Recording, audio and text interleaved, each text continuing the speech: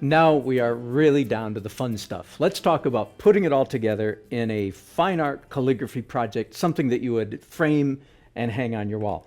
Let me show you a piece that I just did the other day as an example. Here's how it ended up. Life is a mirror and will reflect back what the thinker thinks into it.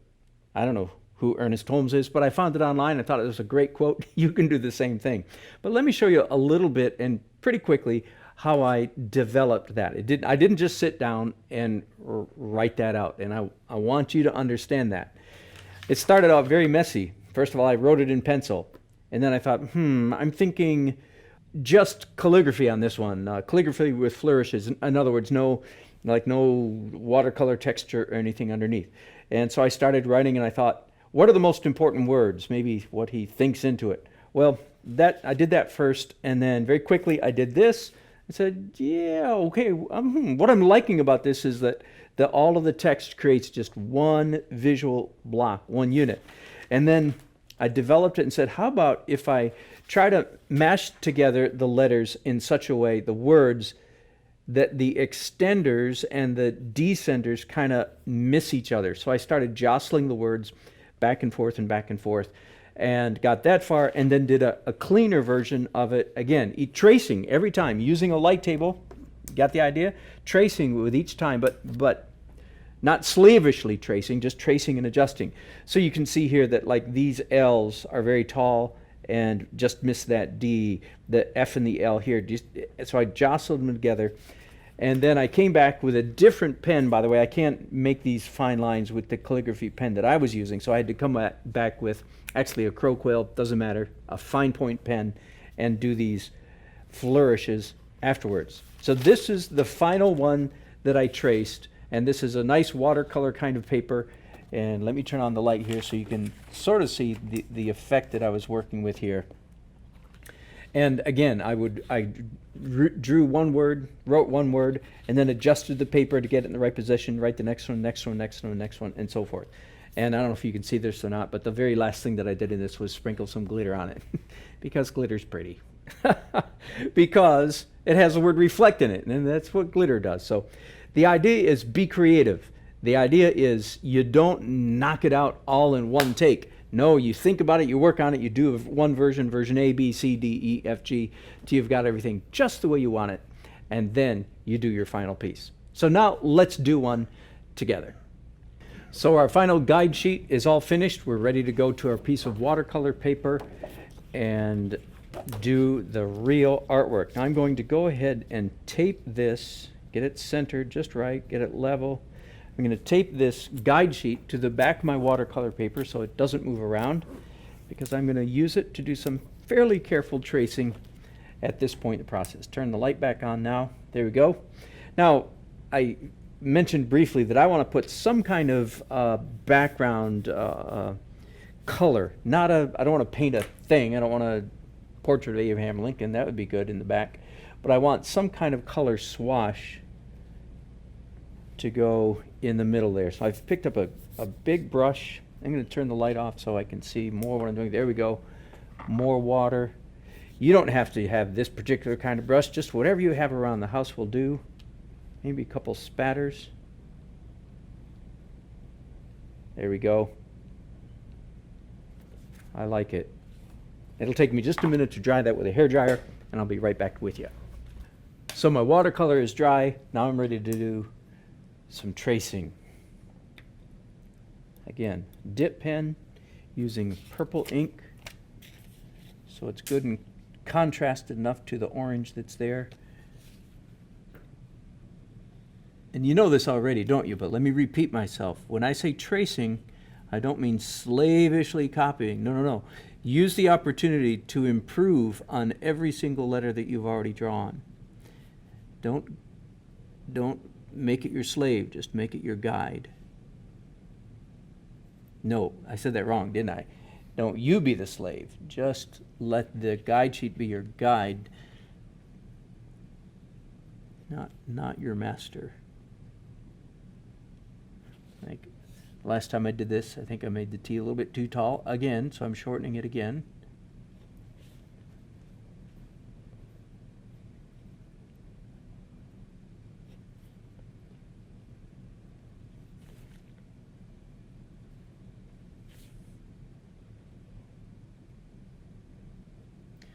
whatever you are, really makes me wonder what the context of Abraham Lincoln's comment was. What was he talking about at the moment? Doesn't matter, it's a good principle.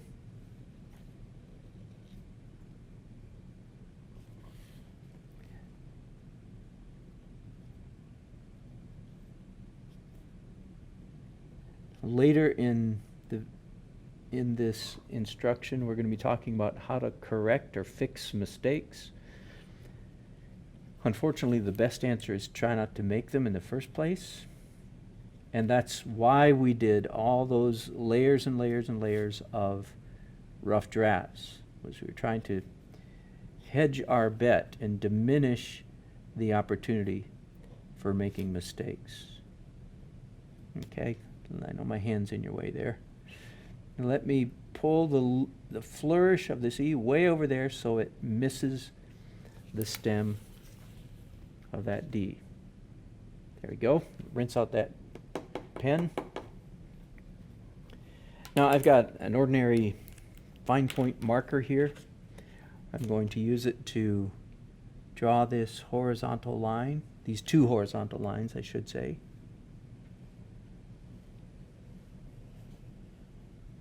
Again, you could use some kind of fancy pen to get that done, but this will do just fine.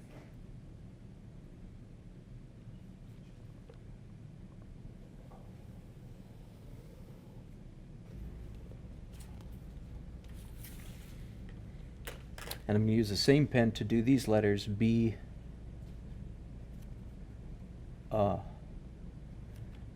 A.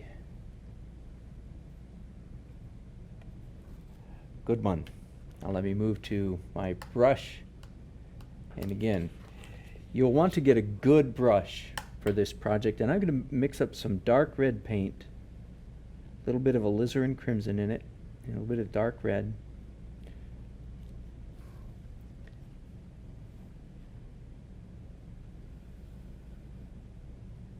If you try to get a cheap brush to do this, you'll be disappointed because it won't work the way you want it to. So this is one of those times where quality really does matter. With each one of these strokes, I'm looking at my guide sheet and saying, is there anything I want to do slightly different or slightly better than the last time I did it?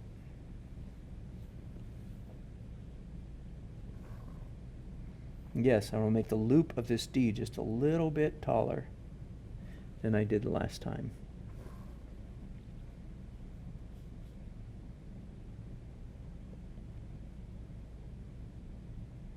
I think I'm going to pull up the tail of that D. There we go.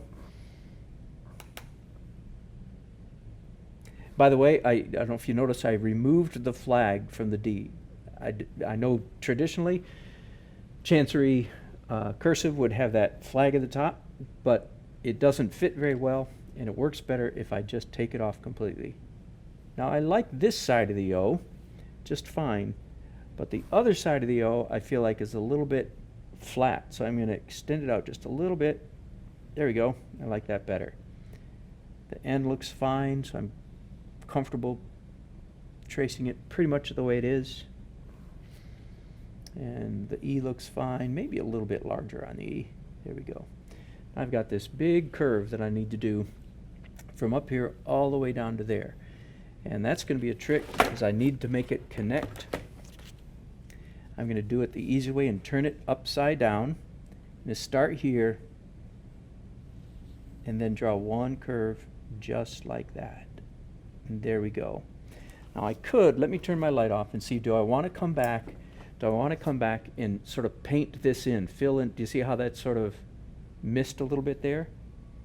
But honestly, I don't think that I do, because the way it looks right now, you can tell it was done with one stroke. It looks very like it was done with panache. It was done with confidence. And if I come back and piddle with it, people will be able to tell that I fiddled with it. So I'm going to leave it the way it is. Same thing here, one stroke, maybe a little bit shorter than I did last time.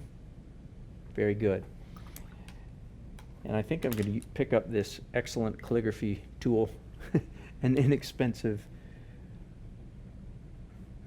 fine point marker to do A. Lincoln, C-O-L-N, with a little dash in front of it. And my signature down here, my signature says Dan Nelson. Your signature can say whatever you want. But whatever you are, I hope you'll be a good one. You're doing great. Just a few more things to cover and we're done. So one of the things I like to do is, after I've, so to speak, finished a piece of calligraphy art, you can sit back and look at it and say, well, that's what I had planned to do. Is there anything I want to change? In fact, there are just a couple little things. One is I want to add another color element. Right now, it's just essentially red and orange, and there's not enough color there. So I have a blue pencil, and if I come in and add a shadow line, and let me just describe what that means. It means I go out about 1/8 of an inch from the letter down, in this case, down and to the right, as if there was a light up here and causing the letters to have a shadow. I'm going to draw a line around the bottom right edge of all of these letters, and that will do two things. One, it just, of course, adds another element of interest to the artwork, and the other thing is it does, as I said, is adds another color, which in this case I felt like it was just a little bit too bland. So introducing this third color just gives us a little bit more interest, visual interest. Now, I wouldn't call what I'm doing now a calligraphic skill. I would just call it drawing. I'm not sure that it requires a terribly steady hand. It doesn't feel that way to me, but it may be because I'm so used to doing it. Take your time.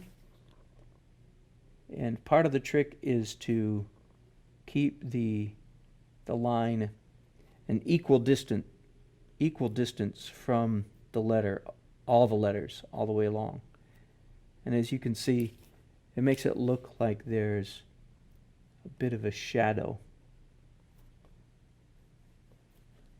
Now, I didn't intend for this to happen, but the fact that I've chosen blue to go with my red actually gives this piece now just a little hint of patriotic coloring, which of course is very appropriate since it's a quote from Abraham Lincoln. I think the patriotic coloring is subtle enough that it doesn't need to be recognized as such, but if somebody thinks you did that on purpose, then of course you can take credit for it. Now, there's one other thing that I want to do, and that is I like my orange background okay, but I think it would be better if I came in and made just a few spots of interest by making red dots up here, mainly concentrated in this area. There you go. So we are done with Chancery cursive. You have knocked it out of the ballpark. I hope you have a lot of fun. Play with it. Be creative. Practice just for fun. And maybe even move on to another typeface. Thanks so much for watching.